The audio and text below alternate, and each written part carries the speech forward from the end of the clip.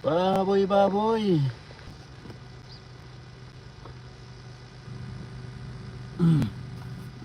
Ang magbababoy, ang magbaboy. Baboy, baboy.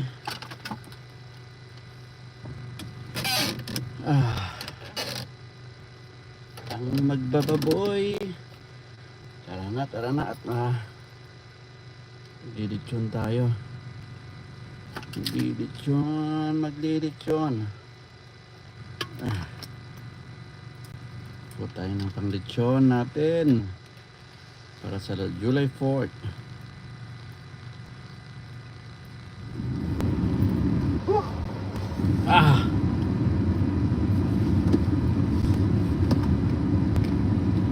Let's go. Ang magbababoy. Ang magbababoy, baboy. Jenner Bean, thumbs up! Ito na ang pinakagwapo sa ng SOCMED. Ayan na. Si Brother Jenner Bean, ang pinakagwapo, pinakamatalino at pinakasimpatiko na vlogger. Yan po si Jenner Bean TV. Yan ang sinasabi nilang nasa isang package na.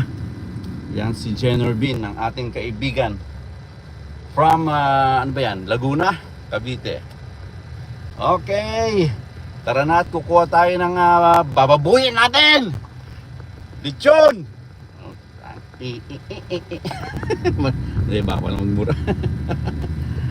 Ay, para tayo. Lechon tayo. Lechon. Ano na paring Jeno? Kumusta na ang buhay? Kumusta na ba? Kumusta na ang buhay paring Jeno? Kaya pa ba? Kaya pa.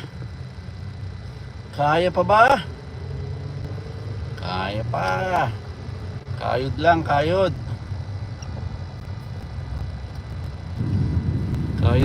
lang, Brother Jeno. Yung tip daw, yan ang pinakamaganda sa lahat. Pag kumayod, may tip. Ano paring Jeno? Parang yan.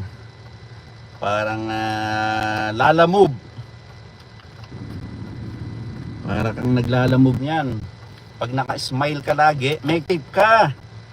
Huwag kang maasar sa mga huwag kang magalit sa mga kliyente mo, brother. Yan ang number 1 rule. Huwag kang magalit sa mga kliyente. Kahit anong ipakita nilang sa yung pambibwisit. Kasi makikipag-deal ka lang naman sa kanila in like 30 minutes, an hour. Then that's it. Kung magustuhan ng ugali mo, babalik at babalik yan. Kaya pag nagkita kayo, ito yung hindi napikon. Ito si paring Jeno. Bibigyan ko to ng malaking tip. Ganun lang naman yon, Brother Jeno. Kaya pag nagbibiyahe ka, kalma. Hayaan mo silang mainis. Yan lang yan. Hindi mo sila makakasama sa habang buhay. Bahala sila mainis. Tara, Brother Jeno, mambababoy tayo. Ako si Iloco Pinoy, ang lechonero. Proud to be lechonero ng California. Yan ang ating hanap buhay, mga kapatid. Ang mambababoy ng California. Yan na yung basura. Yan. Basta importante, marangal. Mambababoy, mga mangkakambing. Sige, bro, ikaw muna, sister. Mapagbigay ako eh. Yan. Ano pa? Maglalalamog. Ayan, lahat yan ay marangal. Diba, Brother Jeno? Sagot! Hyper ako ngayon, nagkape ako ngayon.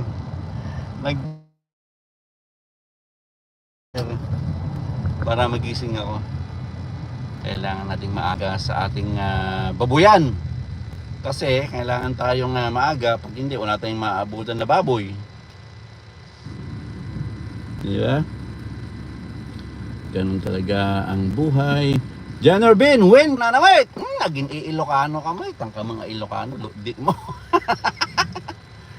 Lodi mo, mate. Ay, po ka, Jenner Bin TV. Pag live ka, Facebook mo, taglalaok mo, paglalive ba, hindi mo pala pag may sain. Pinag-isa-isa mo na lang sana. O, naka-red light. Sabi nga ni Jenner Bin, pag nasa right turn ka, pag may nakita kang sign, no right turn on red, kailangan sumunod. Yan ang mga natutunan ko kay Brother Jeno. Aba, pag nakakapanood ako ng may natutunan ako, yan, nalagay ko sa kokote ko. Sabi ni Brother Jeno, no right turn on red, no stop. Pag yung signal pa raw ay naka-red pa. Pero yung nasa puwetan daw niya, ay binubusinahan siya. Buti hindi mo nilabas yung baril mo. Buti hindi mo nilabas yung baril mo, Brother Jeno. Ano yan? Ayos lang yan.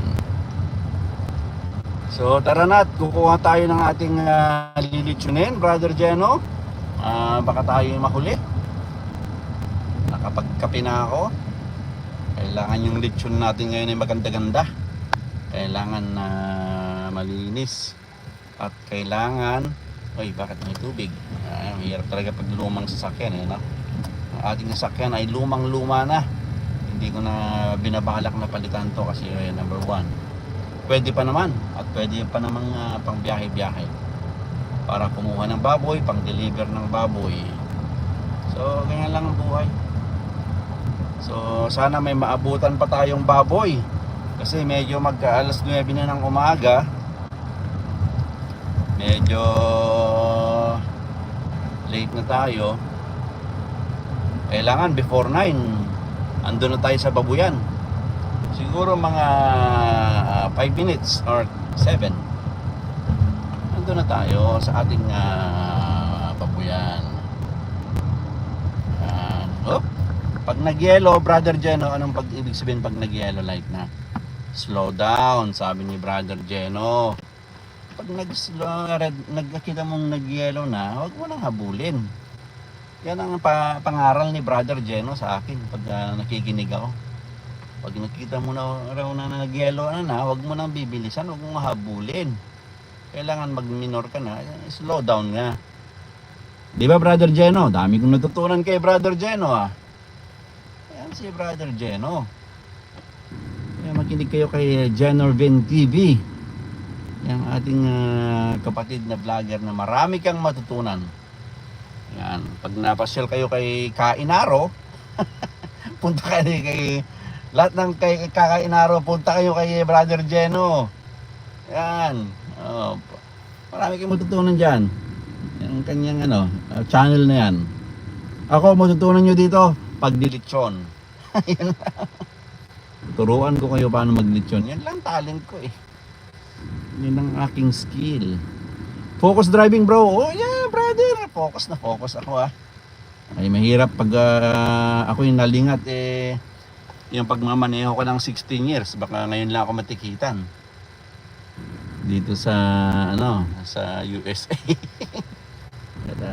Focus tayo,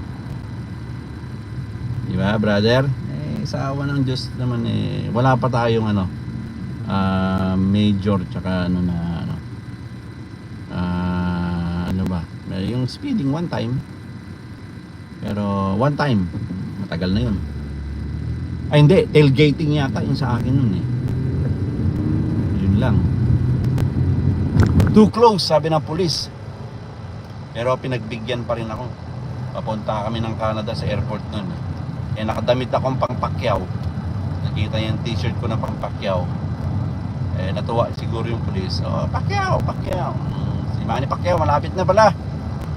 July 19, birthday namin ni Mama na Mami ni Brother Jeno. Happy birthday, Mother. Parehas tayo ng birthday. Celebrate ko siya ng July 19 dito. Si Mother mo ay July 18. Parehas kami. Happy birthday sa iyong mama.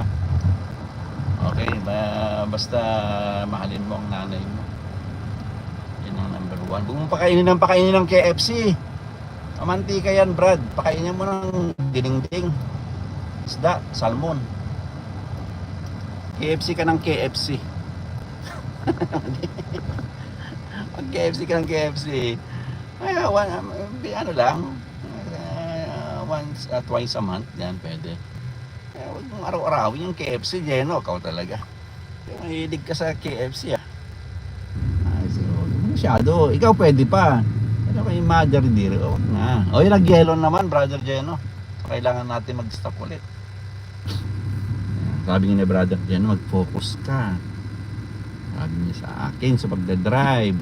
Aba, natututo ako sa iyo eh. Yan talaga, kabangis si brother Jeno. Jenorvin TV. Naku po, baka mawala na tayong maabutan na baboy, ah.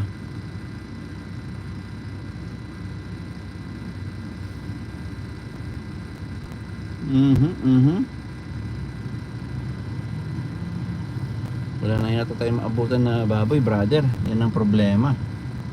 Mag-ano na. Alas 9 na, brother. Sana may maabutan pa tayong baboy. Brother. Biyahe ka bukas, brother Jeno. Kahit umuulan, masarap pag mas malamig. Kahit malamig, biyahe ka. Mas maganda nga yung malamig kaysa mainit eh. Basta mag-jacket ka lang. Yung panlamig tsaka pang-ulan. Yan. Tapos maganda nga, magbaon ka na rin lang eh. Pag nagbebiyahe ka, baon ka ng kanin. Luto ko ng adobo o kahit ano dyan, o longganisa. Pagka nasa tabi ka, susubo ka agad, ganun, kabilis, 5 minutes. 5 minutes lang kain, tapos biyahe ulit, ganun. Ay, move. Dapat ganun ang style, mabilisan ang kain. Pagka nasa kalsada, minsan nga dito sa sakyan, dito ako kumakain na eh. Oo, ayan. Especially pag nakamotor ka, tumawid ka saglit, subo ka agad yung baon mo. Kanin, langganisa, hotdog. Makaka-5 subo ka lang, busog ka na. Di ba? 10 minutes, pahinga ka, yosi ka. Siyempre, nag-yosi ka, 3 minutes. 3 minutes. Yan, balik ka ulit sa move. Di ba? Ganun yun. Baka wala natin maabutan na baboy, brother, ah. Hirap talaga pagka tulog-tulog sa kangkungan eh. Walang maabutan. Kailangan talaga maaga. Hirap talaga ng buhay maglilitsyon. Baboy. O kung may maabutan tayo. Sana naman may maabutan pa tayo, mga kapatid. Sana may maabutan pa tayong litsyon. Lilitsunin natin sa July 4th. Ang litsyon. Ang buhay magbababoy, baboy. Sana may maabutan pa tayong baboy, brother. Ayan ang hirap eh. Ito naman, napakabagal naman neto. Sige, mauna ka na. Sige, bilisan mo, tita. Tito, ay naku po, Diyos ko po, ang tagal mo. Ay. Sabagay, ako dapat ang una. Okay, nandito na tayo sa karnehan. Dito na tayo sa litsunan. Sana makakuha ako ng magandang litsyon. Magandang baboy para sa ating litsyon. Ang magbababoy. Daming kumukuha ng baboy ngayon, ah. O ba? Talagang punong-puno ang ating litsunan ngayon. Ang hirap talaga pag nalalilig ka dito sa may Katayan. My goodness. Kailangan talaga ba kailangan talaga na laging maaga. Pag nasa litsunan ka.